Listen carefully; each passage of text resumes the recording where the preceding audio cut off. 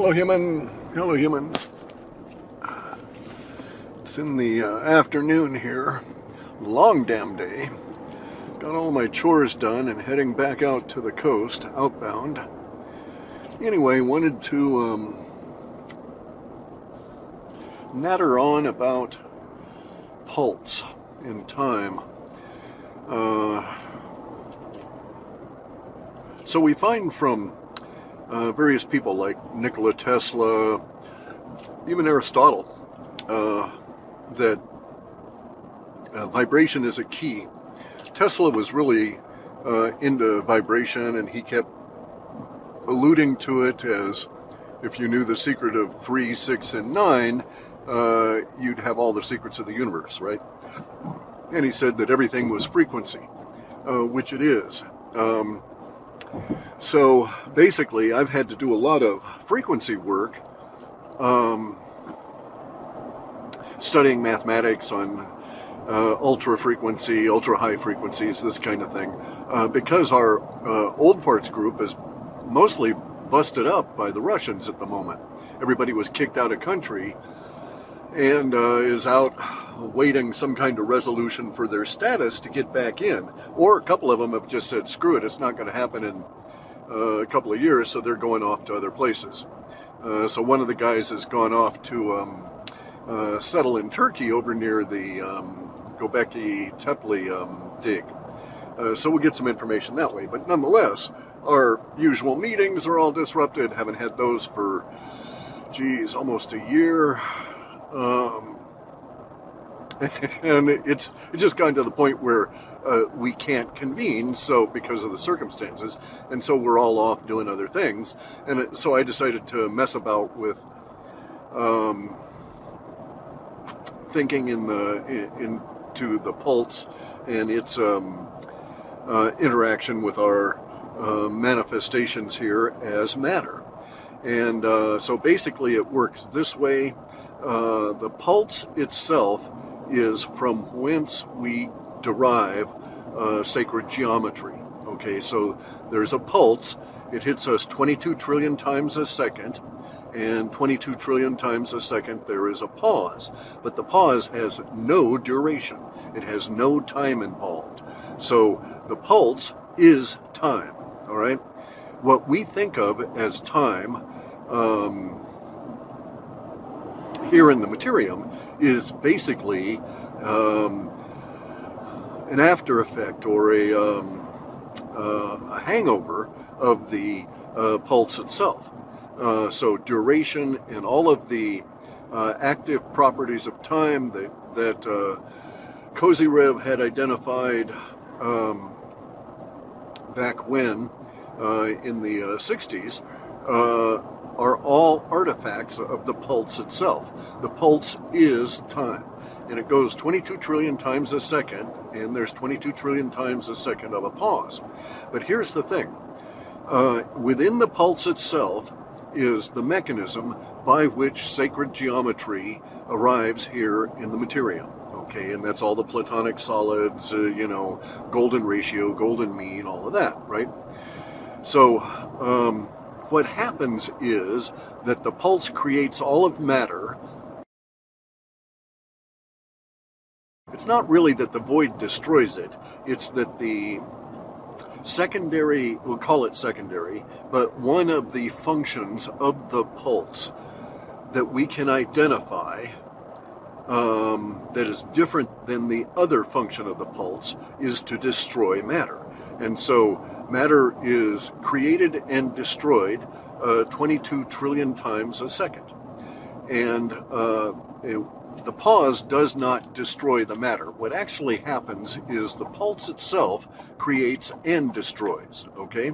So the pulse itself creates matter, and then it destroys it, such that we can have movement. Without this, you wouldn't have movement within our reality. So if you go and look at movies and cartoons and stuff, you see that really it's a bunch of separate images that are spun very fast together to give the illusion of movement, okay? And in between each of the images, there are things that change within the image, and we're not participatory of that because there's that gap in the image, right? Where it's not actually that image, it's the previous one, or it's going to be the next one. So this is the way our reality works as well, is that the pulse creates reality and destroys it. We get movement out of that, and we get motion, and we get all the forms of force, power, and vibration that are in the materium come from that 120 to 1/22nd of a trillionth of a second pulse. When this pulse comes in, it actually comes in as phi, okay, as the ratio, the golden ratio, the sacred ratio of phi, okay. So that is expressed mathematically as A is to B as A plus B is to A, all right? And so it's a relationship, it's a ratio. We can render that ratio as a number, and if you divide for angles, if you want to get an angle that's golden ratio angle, you end up coming up with a mathematical a numeric approximation of 76.345, and then it goes on and on and on, right? Infinite. Or it's if you want to just look at the ratio as the difference between the A and the B part, that comes down to 0.618305599, I think, and then it goes on, right? So we can derive a mathematical approximation for phi, but the phi itself is really the ratio, okay? And so you can find this ratio in anything, and so it's not dependent on the numerics, but so you can get phi ratios in. We see it it's what causes spiraling, for all the seashells, all of that. It's what causes all the vortexes in reality, causes tornadoes. Tornadoes are a phi relationship with the energy involved. Same thing with whirlpools. You see it expressed in water falling from waterfalls. What's his name? Schauenberger. The German implosion scientist, discovered phi naturally expressed in water as you tumble it out of a beaker, right? He found it in water continuously and constantly. And we see that ratio even within the things that live in water. You can find it not only in seashells, but, spiral seashell kind of things, but we see it in the ratio of, the bones to the larger mass of the fish, that kind of thing. It is just everywhere. Phi is expressed in your body. There are phi relationships between your heart and the rest of your circulatory system, within your heart and itself, and so on and so on and so on, right? We just keep seeing it. So now the phi relationship occurs because the first part of the pulse causes what I am calling primary magnetism to pop back into existence, and that is where all the matter comes back in and goes boink, and it's all right there. Now,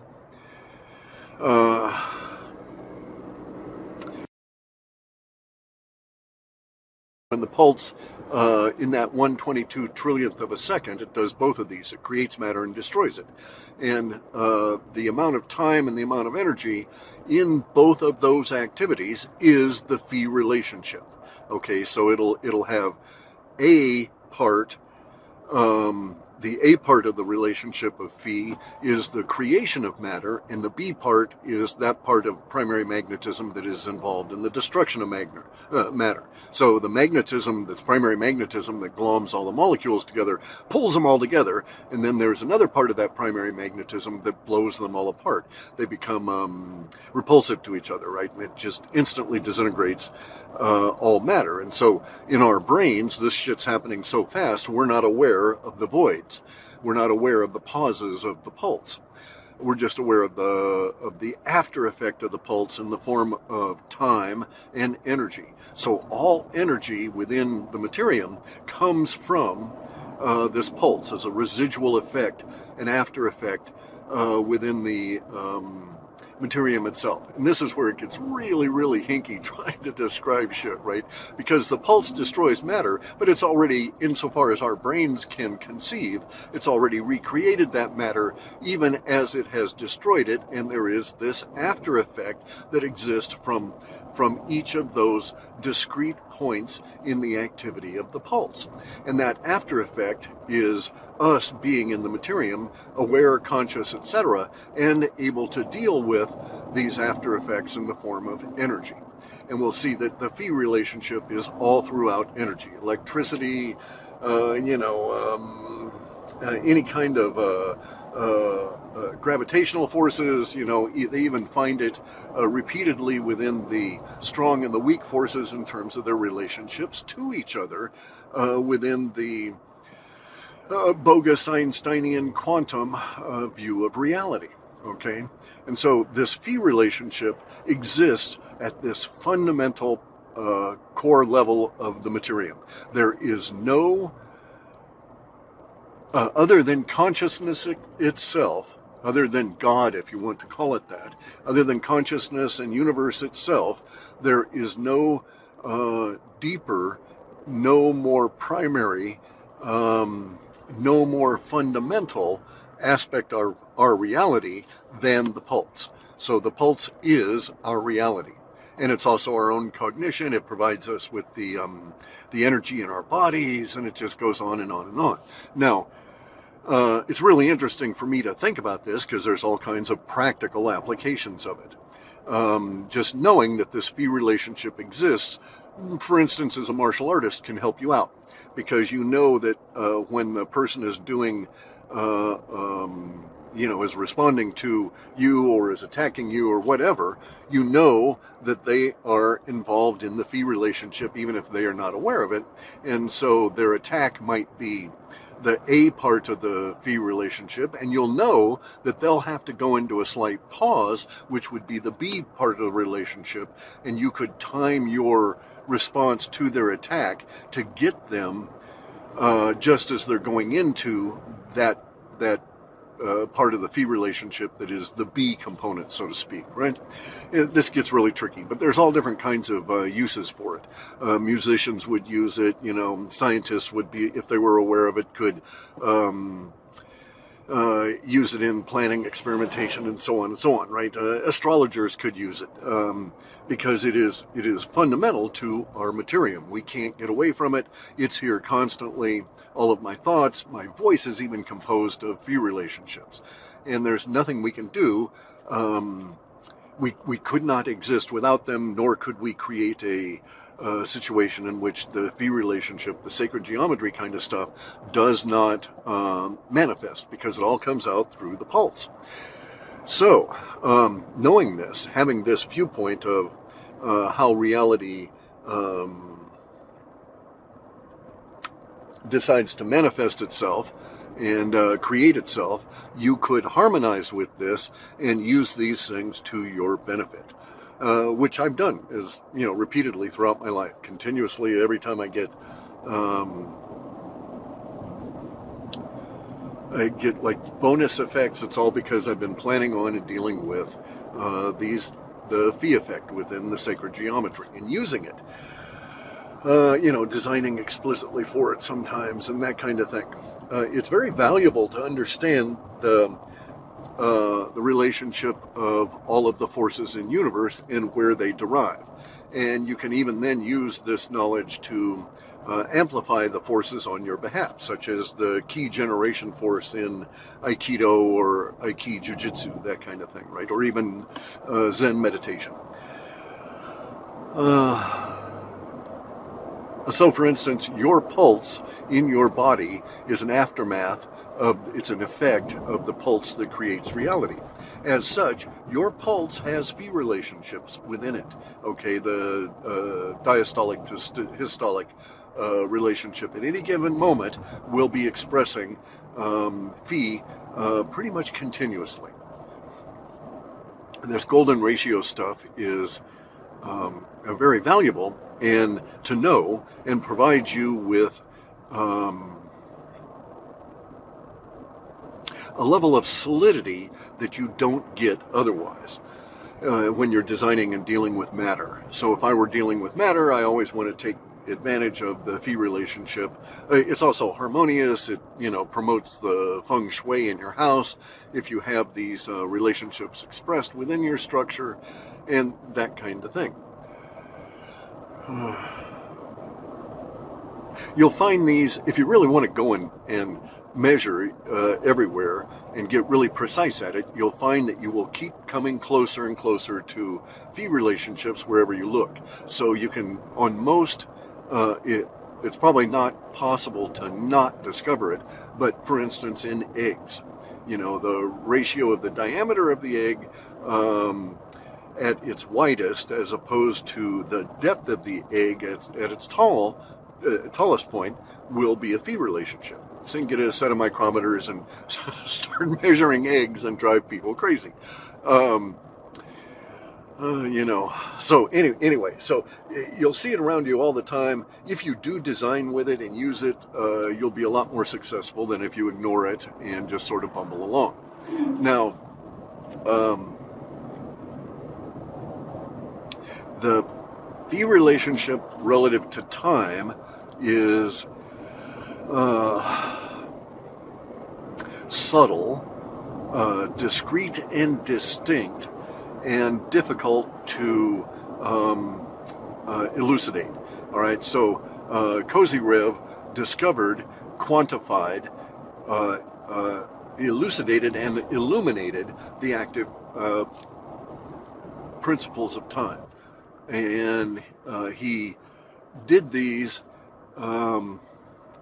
without getting into the pulse or the phi relationship that causes these active principles to exist. And so this is where it gets really, really tricky. Time is not homogeneous, okay? Time is not uniformly consistent nor continuous. So the pulse itself leaves time residue within the materium that is expressive of the phi relationship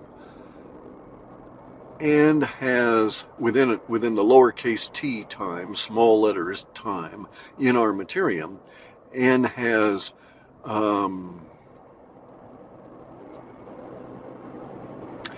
let's call it soft spots, okay?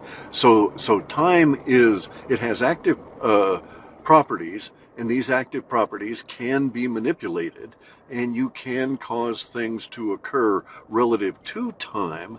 And talking about time in the lower case, right, time in the materium, you can do things within the materium to affect and either add time or remove time from a process or from an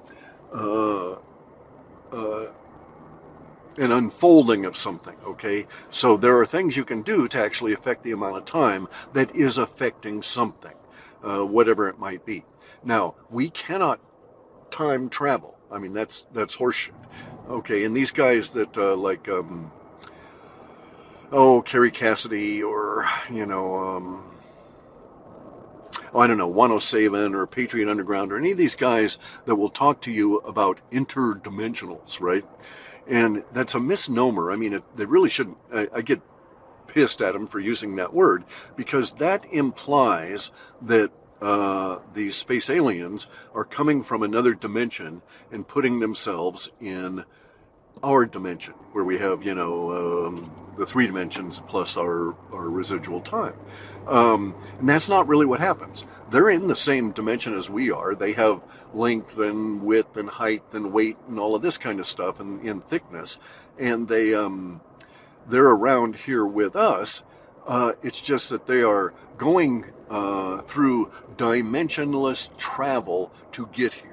Okay, so they're not really interdimensionals. They're not coming from some other dimension. They're not in the frequency range or any of that. What they're doing is removing the issue of the materium from their travels. And so you have these stupid quantum guys all these scientists out there saying, oh, they're folding space and time. And bullshit, guys. It has nothing at all to do with that. That makes it all far too complex. They are in no way altering the environment here at all. So that would imply that they're actually folding space around them in order that they might transmit themselves here in a very, very, very fast fashion without going through the intervening space. And that's not what is occurring. You could think of it that way, but that requires all kinds of energy that these guys are not expending. So the UFOs don't travel that way. These people that are labeled as interdimensionals do not deal with our materium that way. What they're actually doing is that they understand that there is, as Nikola Tesla said, there is a 369 frequency issue. Okay, and what these guys that are called interdimensionals are actually doing is that they are traveling in the pause. Okay, so if you know that, so you can think of it this way, these interdimensionals we're all in movie frames, they're all moving at a same speed of display, and what these interdimensional guys are doing is simply moving from one frame in the movie to another frame in between the frames showing up on the screen. In one way to think of it is what they're actually doing is dialing in an address. And so here I am sitting here in my car heading out to the coast, and if I wanted to be an interdimensional, I'd have a little device here, and I would dial in an address for some planet around Alpha Centauri. And then I would push a go button. As my finger released that go button, my address, my physical key address here in my body or my car or whatever vehicle I'm using for this, would change. I would change it from, some incredibly long number to some other incredibly long number. In the void, in between the pulse recreating it, my number gets changed relative to the materium, and so when the materium comes to the next pulse, that next 22 trillionth of a second interval of a pulse, I am created at that new address, at that new numeric address. And so you can think of it as though you're swapping IP addresses in between sending two email messages, something like that, right? Because fundamentally that's what's going on. It's all happening at a numeric level. I'm not having to create vast quantities of energy and somehow grab hold of space, which doesn't really exist, or grab hold of time, which is really the artifact of the pulse, and then twist them in order to get myself closer to Alpha Centauri, right? It's not happening that way. This is, in my opinion, this is a wrong way to think about it because of the implications and the assumptions that are inherent in that way of thinking about it that are not valid about all the energy expenditures and so on. You just don't do it that way. You actually, well, I won't go into that, okay? So we won't go into actually doing it. It's not really pertinent at the moment. But when you see these UFOs popping in and out of our reality here, they're just basically changing their IP address, so to speak, their network node for appearance in the materium to some other number and jumping there. And they don't really jump, they just don't exist in between here and there. All right, so there's no need for them to go scoot, scoot, scoot in every frame to get to the place that they want to go. They just jump right to that frame. And when that frame is displayed on the screen, so to speak, or recreated in the materium, there they are. This causes human brains all kinds of problems, all right? This disassociation of space and time relative to our understanding of our location really fucks with our heads. And I'm of the opinion it probably does so for most of the species that end up doing this. For most of the species that use this form of travel, I'm of the opinion that they're as equally screwed over by it as humans are. There will be residual effects on you. Okay, so So one of the things that I was always, it didn't make any difference, you couldn't do it, it legally wouldn't have happened, but Corey Goode could have proven that he had been time traveling and been off planet with a blood test, right? If he'd ever been off planet or had ever time traveled, there would be residual effects that would be able to be assayed out of his blood. I won't go into those now, but they're, again, a function of the fee relationship. Holy shit, that's the biggest excavator I've ever seen. Jeez. I'm doing some heavy-duty logging here, and they're taking this thing off property. So, when you see these UFOs popping in, know that we're going to be getting close to this new understanding, right?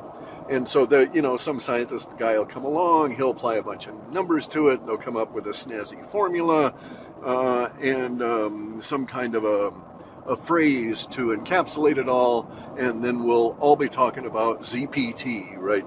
Or ZPE, zero-point energy. And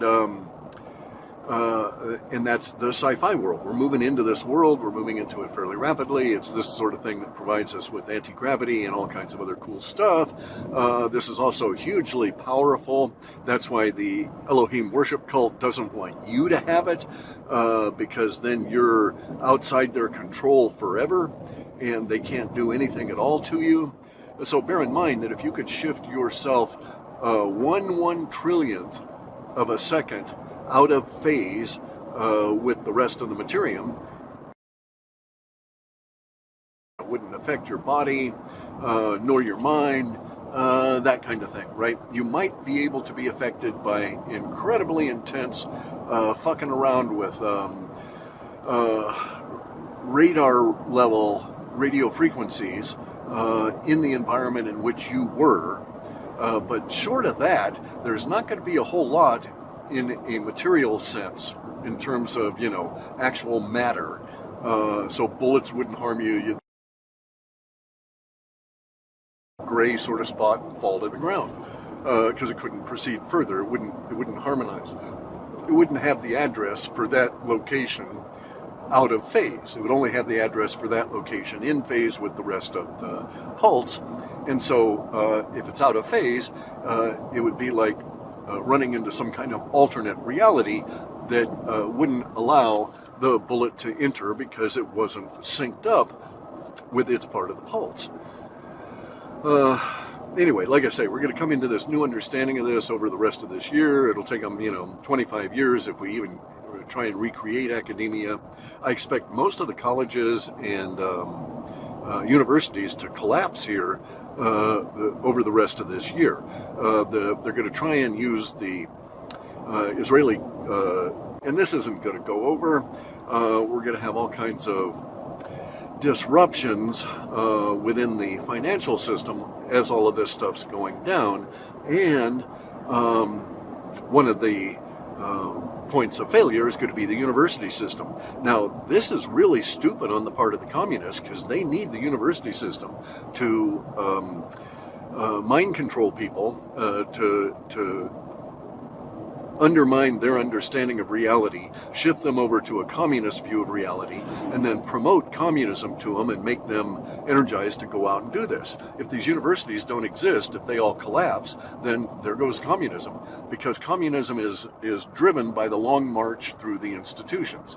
And these guys have only gotten through the education institution into the actual schools. They got the teachers' colleges, and then they got into the actual schools here for 2 generations. But they need to go 4 generations in order to get their kind of a communist revolution.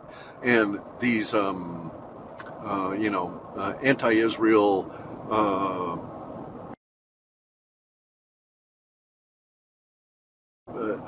energetic enough to cause the communist revolution to occur.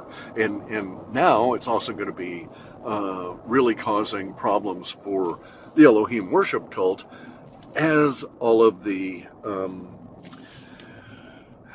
all of the Jewish culture gets upended. Okay, so it's not just me saying it. There's all kinds of people coming out with more information about the Elohim and the Talmud and the mind games that the Elohim are playing, and all of these kind of things.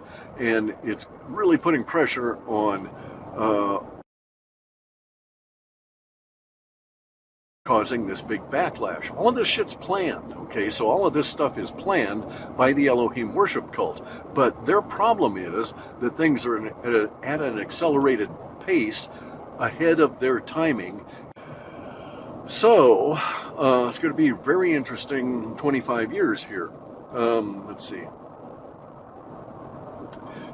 26. Well, 24 more years. So we're in 24 more years of a rising chaos and the settling of chaos and the building of a new common shared reality consensus.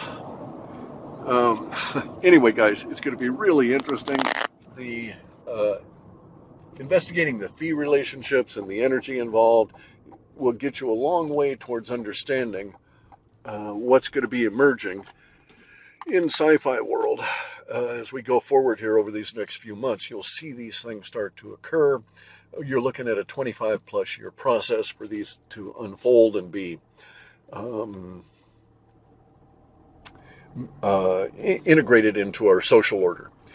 So, as I say, it's going to be quite the energetic period of time. I've got to do some real work here now, so I'll set this aside and post these and get at a couple of more in a week or two, I think.